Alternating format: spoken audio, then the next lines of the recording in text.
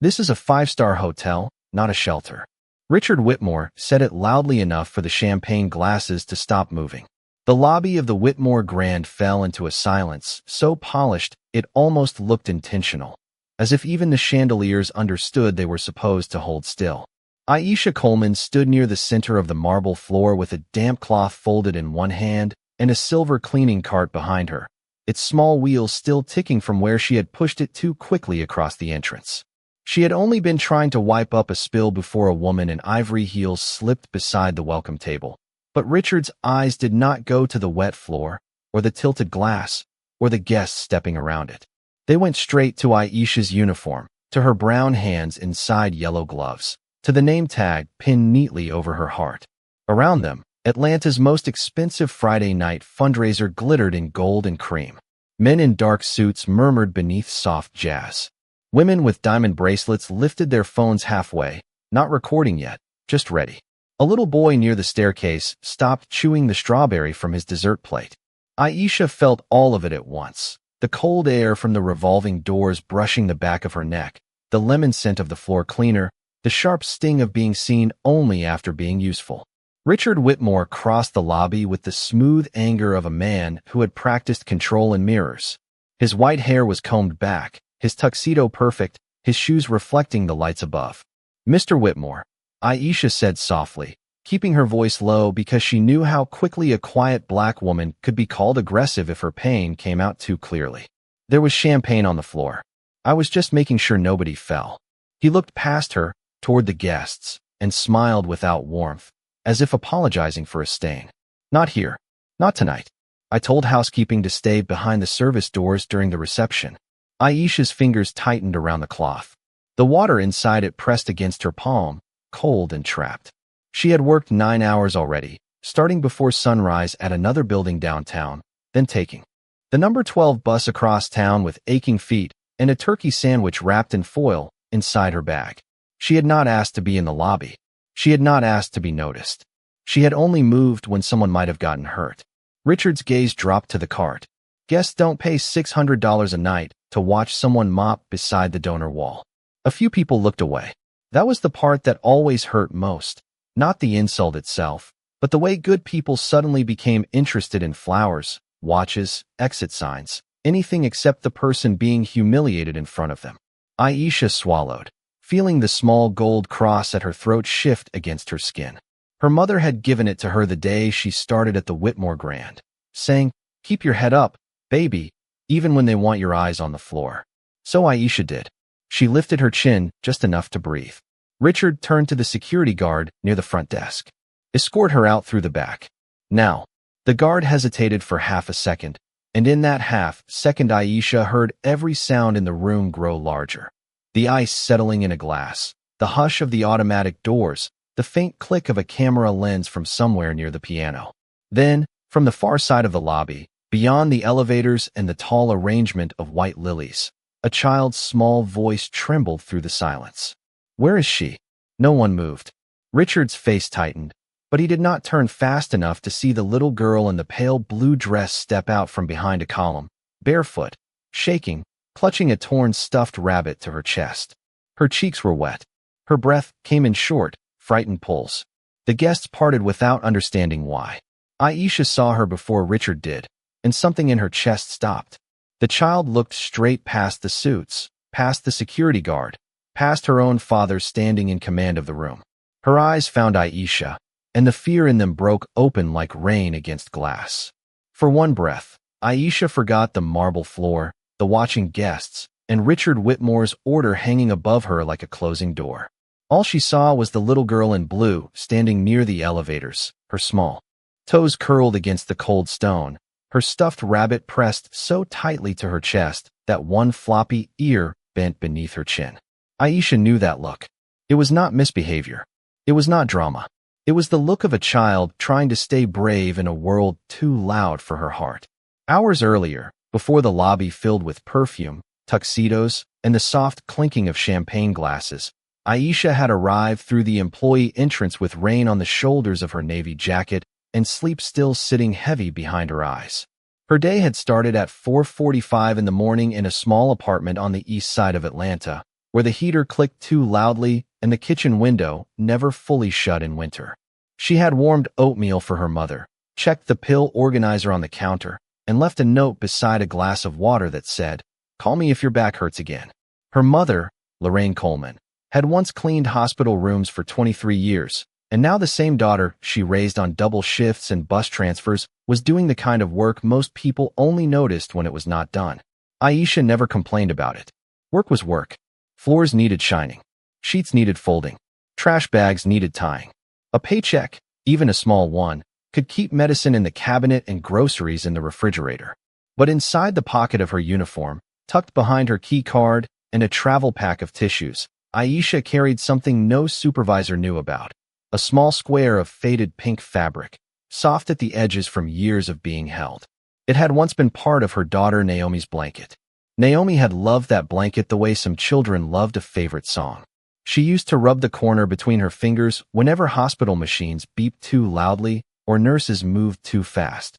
Aisha could still remember the weight of her daughter's hand in hers, small and warm, and the way Naomi would whisper, "Mommy, sing the quiet song." 3 years had passed since Aisha last sang that song at a bedside, but grief did not leave the body all at once. It stayed in the fingers. It stayed in the chest.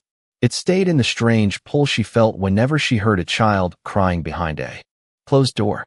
That was why, at the Whitmore Grand, even when other employees kept their heads down and followed the invisible map of service halls, Aisha noticed things. She noticed an elderly guest trying to read a room number without his glasses and walked him to the right elevator. She noticed a toddler drop a cracker near the fountain and wipe the floor before anyone slipped. She noticed a young mother struggling with a stroller near the revolving doors and pressed the side entrance button without making her ask twice. Nobody gave awards for that. Nobody wrote her name on a donor wall. Most guests did not remember her face 5 seconds after thanking her. Still, Aisha believed kindness counted even when no one applauded it. Especially then. That evening, the fundraiser had turned the hotel into a glass box of wealth. Outside, Peachtree Street shimmered under a thin silver rain. Inside, the lobby glowed with candlelight, white roses, and a live pianist playing softly beneath the balcony. Aisha had been assigned to the lower service corridor, far from the guests, far from the cameras, far from Richard Whitmore's perfect image of hospitality. She was wiping fingerprints from a brass door handle near the staff hallway when she first heard the sound. Not a scream. Not exactly. More like a breath breaking apart. Aisha paused with the cloth in midair. Beyond the laundry room door, hidden from the music and laughter, someone was crying as quietly as possible. She opened the door only a few inches and found the same little girl in the pale blue dress sitting between 2 canvas laundry bins, knees pulled to her chest, the torn rabbit lying beside her like it had fallen trying to escape with her. Aisha did not rush in. She did not ask 10 questions. She did not touch the child. She simply lowered herself onto the floor several feet away, folded her hands where the girl could see them, and spoke in the gentlest voice she had left. "You are safe with me, sweetheart. I will stay right here." Aisha waited until the little girl's breathing slowed before she asked her name. The child looked at the floor for a long time, tracing one finger along a seam in the concrete, as if the answer had been hidden there. "Lily," she whispered. Aisha nodded like the name mattered, because it did. "That is a beautiful name. My name is Aisha. I work here." Lily glanced at her uniform, then at the yellow gloves tucked into Aisha's back pocket, then at the brass name tag catching the weak hallway light. "You clean the hotel?" she asked. "I help take care of it," Aisha said. That sounded different, and Lily seemed to understand the difference. She pulled the stuffed rabbit closer. Its stitched smile faded, one side of its face darker where tears had soaked into the fabric. Aisha recognized the careful way Lily held it, not as a toy, but as proof that something familiar still existed. The laundry room smelled of warm cotton, bleach, and rainwater carried in from the loading dock. Somewhere above them, applause rose through the ceiling, muffled but bright, belonging to another world. Lily flinched at the sound. Aisha did not move closer. She only softened her voice. "Too loud upstairs?" Lily nodded. "Daddy said I had to smile." Aisha felt those words settle heavily between them. She had known children who could sit through needles and tests without crying, but broke when adults told them to be good for the room. She folded the damp cloth once, then twice, giving her hands something to do. Sometimes grown-ups forget that smiling can feel heavy when your heart is tired.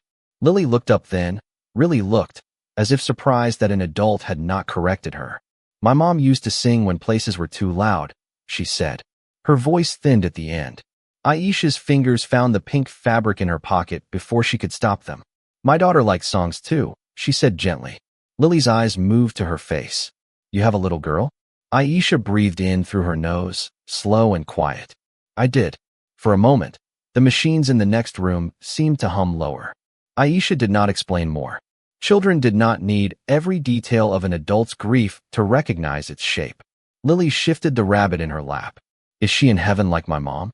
Aisha looked down, then nodded once. I believe she is. Lily absorbed that with the solemn focus only a 6-year-old could give to impossible things. Then she whispered, Daddy does not talk about heaven. He talks about schedules. Upstairs, Richard Whitmore was standing beneath a crystal chandelier, accepting praise from a city councilman with a polished smile and a hand firm enough to look confident in photographs. To the guests, Richard was everything a hotel owner was supposed to be: composed, generous, successful, the kind of man whose name appeared on buildings and invitations printed on thick cream paper. His hotel rose 22 stories over Peachtree Street, all glass, stone, and reputation. He knew which floral arrangements photographed best near the staircase. He knew the exact temperature champagne should be served. He knew how to spot a crooked napkin from 20 feet away.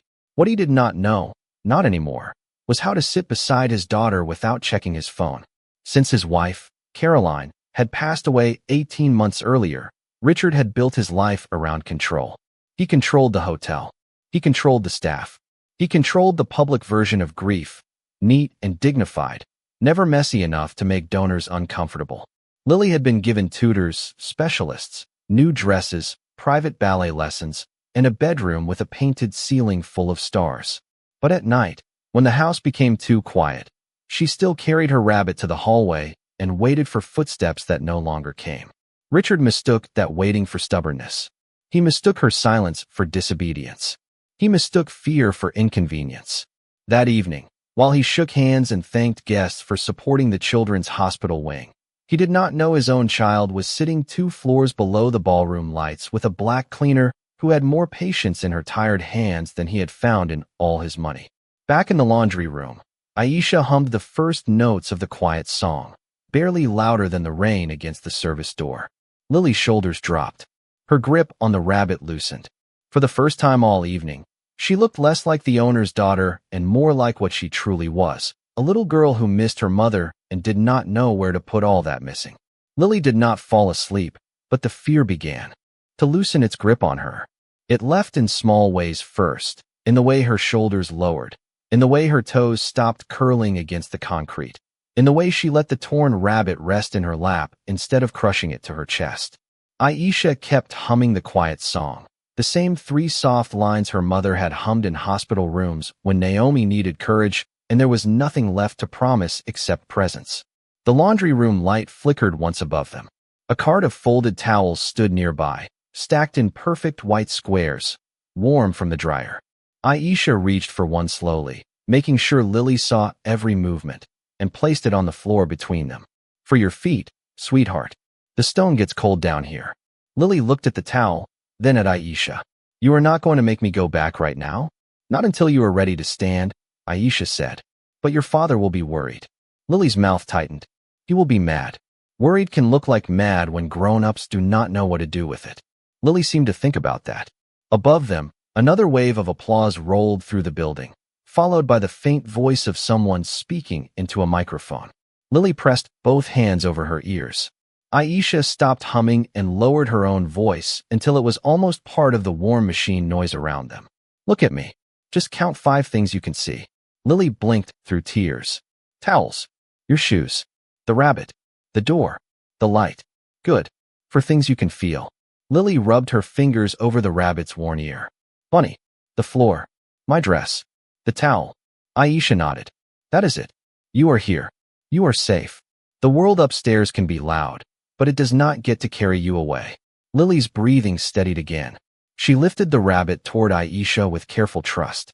His name is Mr. Buttons. His ear ripped when I ran. Aisha accepted him only after Lily pushed him closer. She examined the seam with the seriousness of a surgeon, then took a small emergency sewing kit from the side pocket of her cart.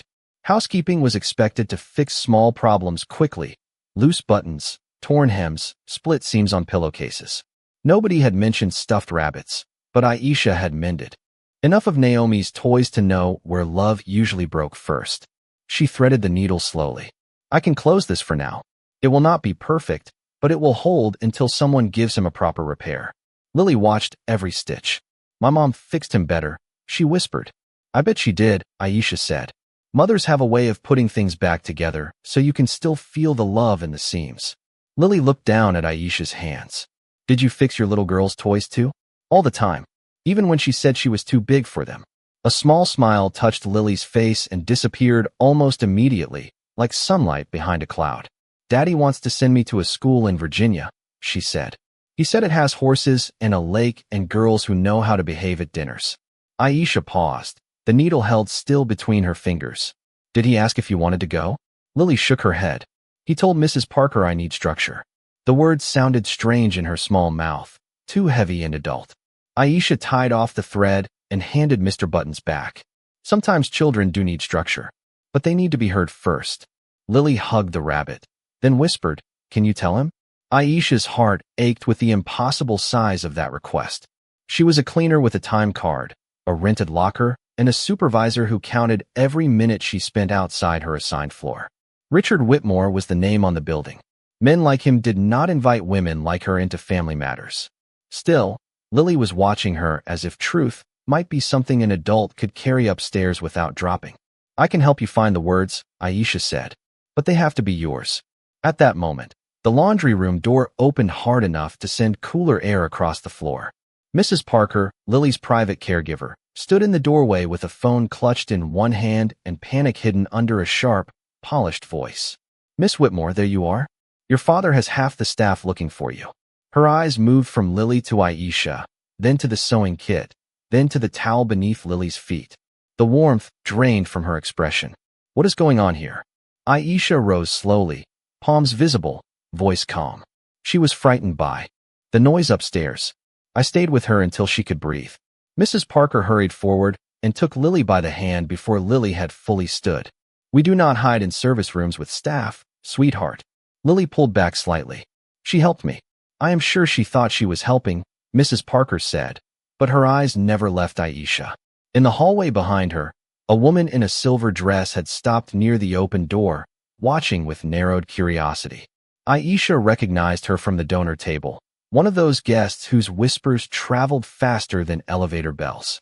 The woman looked at Lily's tear-stained face, then at Aisha's uniform, and her lips parted with the beginning of a story that would not be told kindly. The woman in the silver dress did not stay near the laundry room long, but she stayed long enough to build a version of the truth that fit comfortably inside her suspicion. By the time Mrs. Parker guided Lily toward the service elevator, that version had already begun moving through the hotel faster than the rainwater sliding down the glass doors outside. A cleaner had been found alone with Mr. Whitmore's daughter. A staff member had taken the child into a restricted area. A little girl had been crying. Each sentence lost something important as it passed from one mouth to another, until kindness became questionable and patience became a problem. Aisha followed several steps behind, not because anyone had asked her to, but because Lily kept looking back. Every few feet, the child turned her head, searching for Aisha as if the hallway itself might swallow her again. Aisha gave her a small nod each time. I am still here, the nod said. I have not disappeared. When the elevator doors opened onto the lobby level, the fundraiser's brightness rushed in like a wave. Music floated from the piano. Glasses chimed. Laughter rose and fell around white roses and gold tablecloths. Lily's hand tightened around Mr. Buttons, now held together by Aisha's careful stitches. Mrs. Parker bent low and whispered something about smiling before they rejoined the guests, but Lily only stared at the floor. Aisha tried to slip back toward the service corridor. She had already been away too long. Her cart waited near the utility closet. Her supervisor would ask questions. Richard Whitmore would not want to see her anywhere near the reception. Then the woman in silver touched Richard's arm near the donor wall. Aisha saw it happen from across the lobby, saw Richard lean down politely, saw the woman cover her mouth with one manicured hand, as if sharing concern instead of suspicion. Richard's expression changed in pieces. First confusion, then irritation, then something colder and more public. His eyes found Aisha as if she had stepped onto a stage without permission. He handed his glass to a passing server and crossed the lobby. Conversations thinned around him. Aisha stood still because running would have made her look guilty, and because her mother had raised her to meet hard moments with her spine straight. Mrs. Parker moved Lily behind her, though Lily tried to pull away. "Mr. Whitmore," Aisha said before he could speak, "your daughter was scared. She was in the laundry room, and I stayed at a distance until she calmed down." Richard stopped a few feet from her. His voice was low at first, almost controlled. "You had no authority to be with my child. I understand that, sir, but she needed someone to sit with her. Not touch her. Not hide her. Just sit." A few guests had turned now. The pianist softened by instinct. A photographer near the staircase lowered his camera but did not leave. Richard looked at the watching faces, and Aisha saw the decision form in him. He was not going to protect the truth. He was going to protect the image. "Do you know what this evening is?" he asked. "A hospital fundraiser, sir. It is the most important event this hotel hosts all year. There are donors here, board members, city officials. And you thought it was appropriate to bring my daughter into a service room?" Aisha kept her hands folded in front of her. "I did not bring her there. I found her there." Lily tried to speak. "Daddy," she did not. Richard lifted one hand without looking back, a silent command for quiet. Aisha felt the room absorb it. The child's voice closed like a small door. That hurt more than Richard's stare. "Sir," Aisha said gently, "she wanted to tell you something." Richard's mouth tightened. "People in your position do not advise me on my family."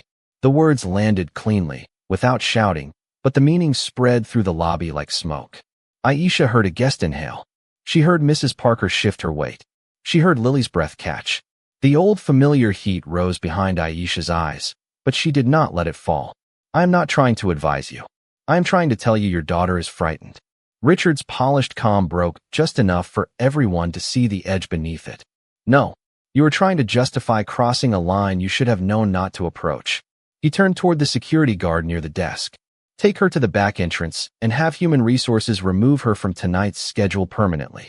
Aisha stood in the center of the marble floor, the same floor she had polished until it reflected the chandeliers, and felt the whole room decide whether to see her or look away.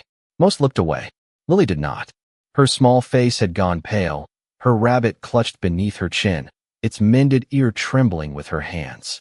Aisha looked at her and gave the smallest smile she could manage. Not happy, not brave, just steady. The guard stepped closer. Aisha removed her gloves one finger at a time, folded them carefully, and placed them on the edge of the cleaning cart.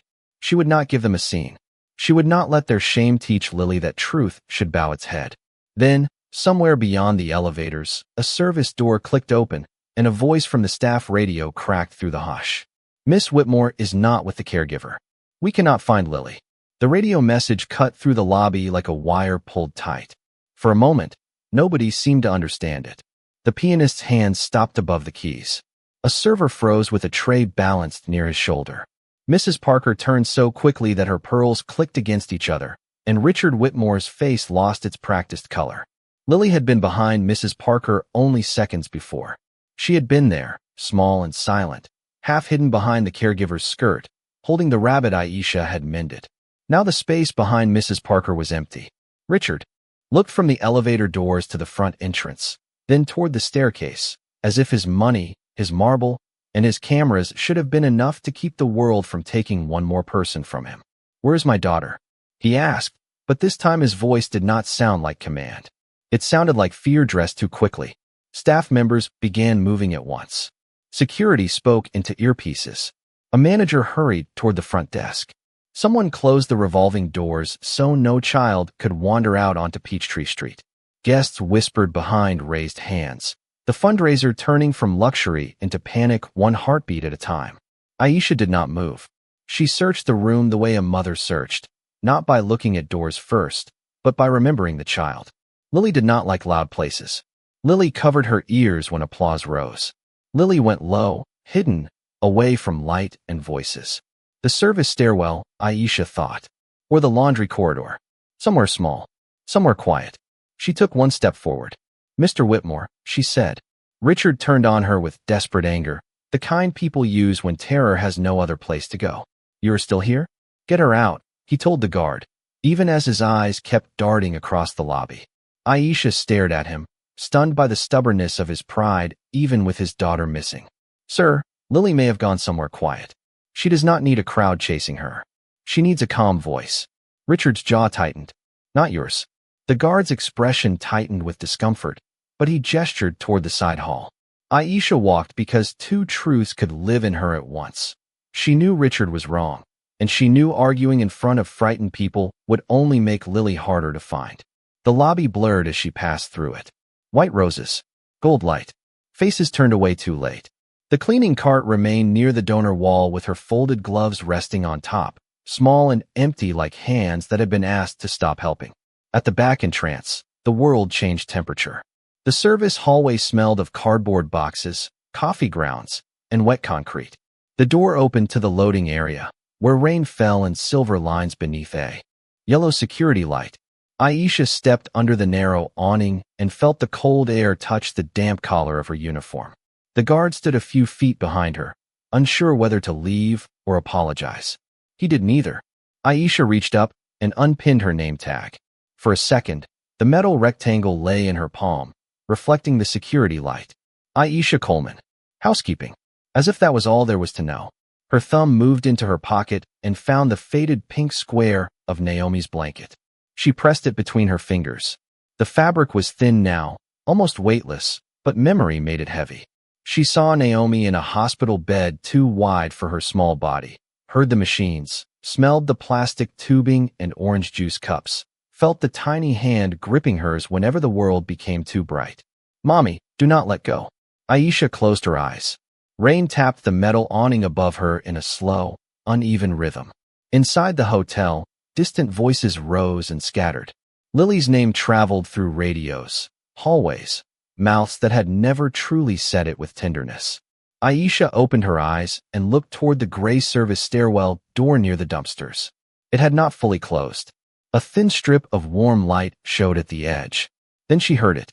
Not a scream, not even a cry, just a small broken breath, the sound of a child trying very hard not to be found by the wrong person. Aisha turned back toward the guard. "Please," she whispered. "Do not call out." "Not yet."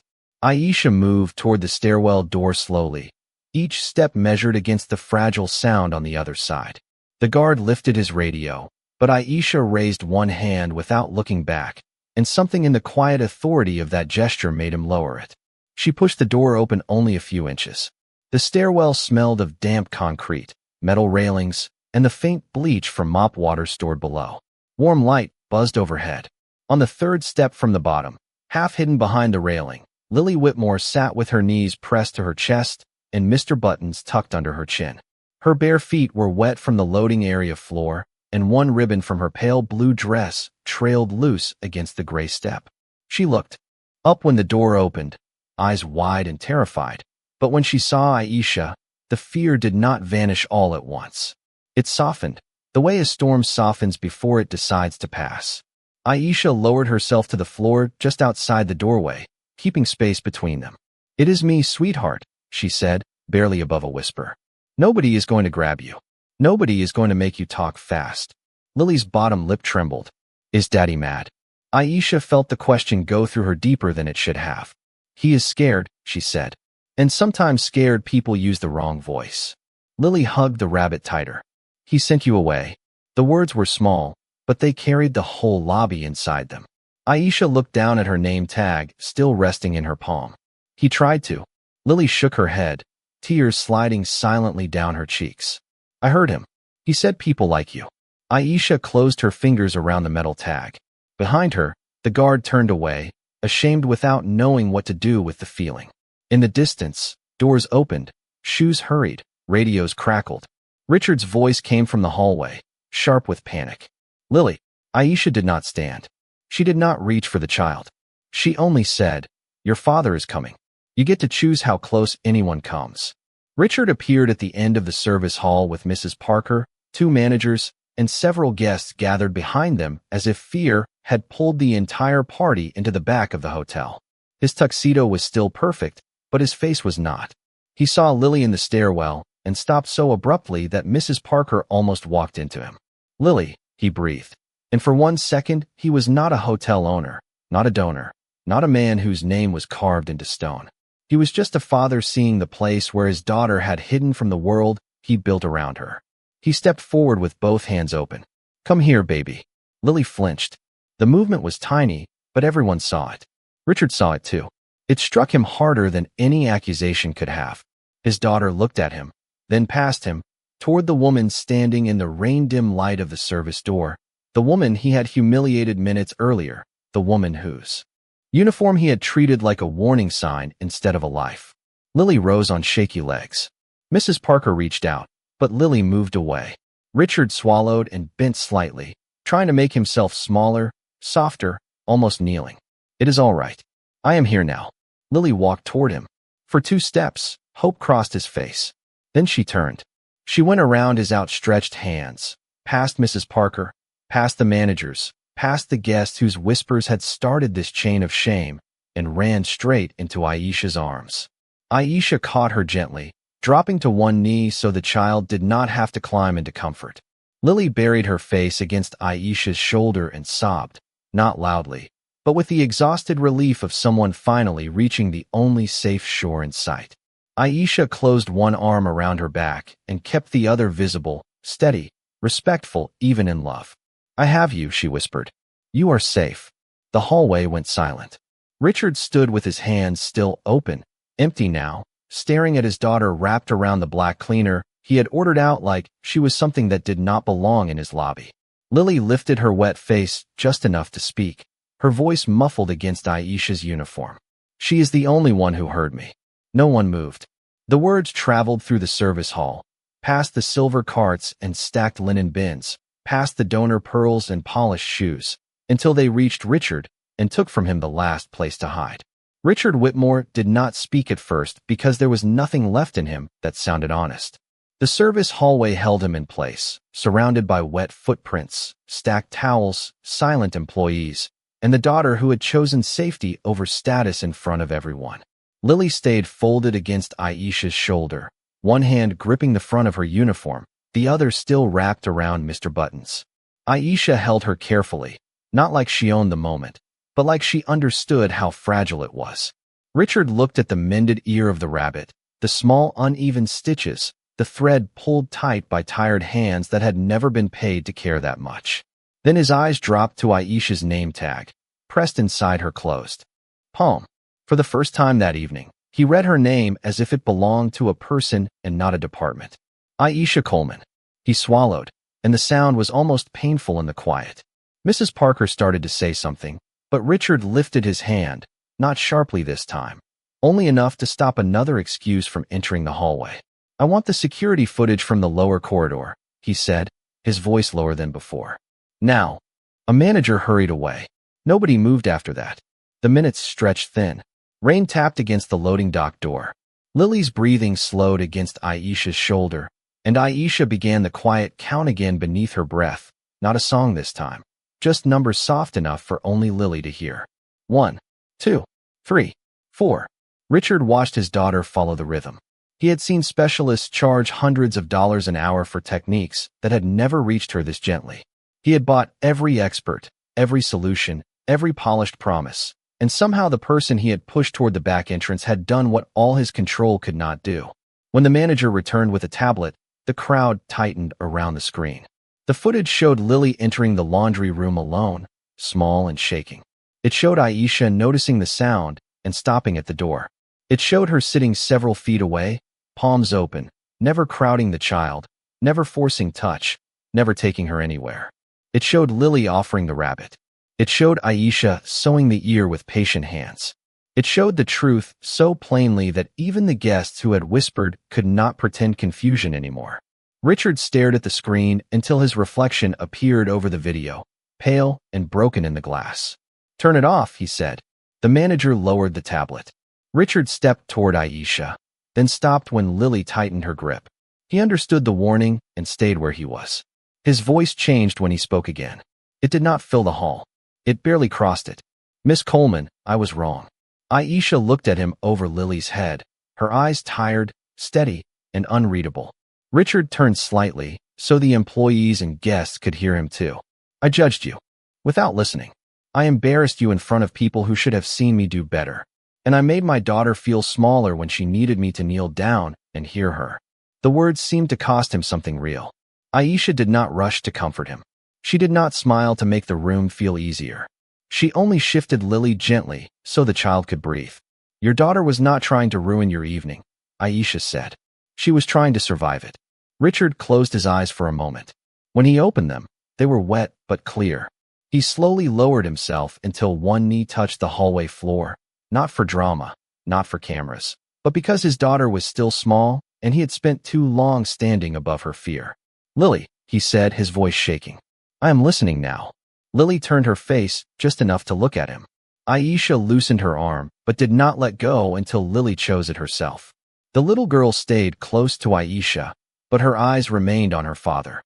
"I do not want to go away," Lily whispered. Richard's face folded with regret. "Then you are not going away." Mrs. Parker covered her mouth. A guest near the linen carts looked down at her shoes. Richard kept his eyes on Lily. "No school in Virginia. No more deciding your heart without asking you first." Lily wiped her cheek with the back of her hand. "And Miss Aisha stays?" Richard looked at Aisha, and this time there was no owner in his face, no command, no polished charity. Only recognition. "Only if Miss Coleman chooses to." Aisha glanced toward the rain, toward the back door where she had almost been erased, then down at the child holding her like a promise. She opened her palm and looked at her name tag. The metal still reflected the yellow service light, but it no longer felt like a limit. It felt like a witness. "I will stay until Lily feels safe," she said. "After that, we talk about what respect looks like in this hotel." Richard bowed his head once, not because she had power over him, but because truth did. By the time the fundraiser ended, the lobby no longer looked perfect. A few white rose petals had fallen near the donor wall. A trail of small wet footprints marked the path from the service hallway to the elevator. The piano remained closed, its glossy black surface reflecting chandelier light that felt softer now, less like decoration and more like witness. Richard did not return to the stage. He did not make a speech about generosity while his daughter trembled in a side room. Instead, he sat on the carpet in the quiet family lounge with his tuxedo jacket folded over a chair and Lily curled beside Aisha under a hotel blanket. For a long time, nobody said much. Lily leaned against Aisha, her repaired rabbit tucked under one arm, while Richard sat on the floor a few feet away, hands open on his knees, learning the shape of patience the hard way. When Lily finally reached for him, she did it slowly, testing the space between them. Richard did not rush her.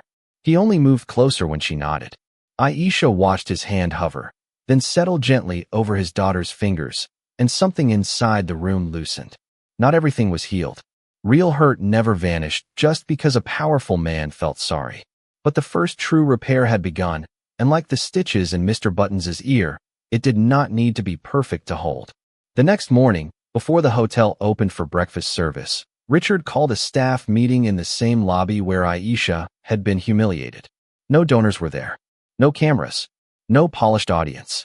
Just bellhops, housekeepers, servers, desk clerks, managers, security guards, and the quiet people who kept the Whitmore Grand breathing while others admired its shine.